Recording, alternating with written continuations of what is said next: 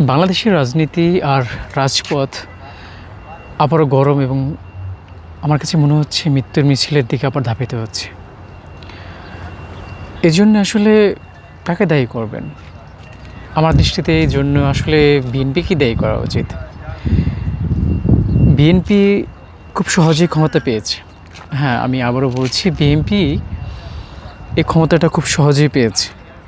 আপনি চিন্তা করুন যে তারেক রহমান কোথায় ছিলেন, স্বরাষ্ট্রমন্ত্রী কোথায় ছিলেন। একটা বিষয় কি লক্ষ্য করেছেন? রাজনীতি যারা করে থাকে তারা কখনোই তাদের নিজের স্বজনদের হারায় না। বর্তমানে বিএনপি যে ক্ষমতায় রয়েছে, তারেক রহমান থেকে শুরু করে একেবারে সর্বশেষ যে নেতা রয়েছে, বিশেষ করে এমপি, তাদের কেউ একটি একজন আত্মীয় স্বজন, তাদের ছেলে মেয়ে অথবা কেউ তাদের আহত বা নিহত বা রক্ত দেওয়ার মতো পরিস্থিতি ঘটেনি। অথচ দেখেন, যারা রক্ত দিয়েছে, যারা একেবারে রাজপথের সামনে থেকে আন্দোলন করেছে, যারা জীবন দিয়েছে, তারা সবাই কিন্তু দিনমজুর। বিশেষ করে এই ২৪-এর আন্দোলনটা হয়েছে একেবারে টোটালি ছাত্র জনতার উপর নির্ভর করে। এখন যদি আবার দ্বিতীয়বার যদি গণ অভ্যুত্থানের মতো কিছু একটা হয়, এই জন্য সম্পূর্ণ দায়ী থাকবে বিএনপি। মূলত এখন যে বিষয়টা হয়ে দাঁড়িয়েছে সেটা হচ্ছে জুলাই সনদ। বিএনপির উচিত ছিল এই জুলাই সনদটা বাস্তবায়ন করা।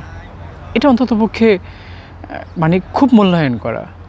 এটা হ্যাঁ না ভোটের মধ্যে না দিয়ে বরঞ্চ তারা সংসদীয়ভাবে যদি এটাকে কঠিনভাবে বাস্তবায়ন করত, একদিকে যেরকম দেশে মানুষের সাপোর্টটা পেত, বিশেষ করে যারা জুলাইতে শহীদ হয়েছে এবং যারা রক্ত দিয়েছে, তাদের কাছ থেকে যেরকম সাপোর্টটা পেত, সাধারণভাবে আবার তারা ক্ষমতাও থাকতে পারতো। হ্যাঁ, ক্ষমতা যে নেই এবং ক্ষমতা যে হারাই ফেলবে এরকম কোনো বিষয় না। তবে আমার কাছে মনে হয় আরেকবার যদি জুলাই আন্দোলন হয়, হয়তোবা বিএনপি এবার টিকে যাবে। কেননা নতুন করে প্রশাসন তৈরি হয়েছে, নতুন করে তাদের প্রিপারেশনগুলো সব কিছুই তৈরি হয়েছে। সে অনুযায়ী হয়তো বিএনপি এই যাত্রায় বেঁচে গেলেও যেতে পারে। কিন্তু যদি এবার পা পিছলে যায়, আমার কাছে মনে হয় বিএনপির কপালে ভীষণ দুঃখ রয়েছে।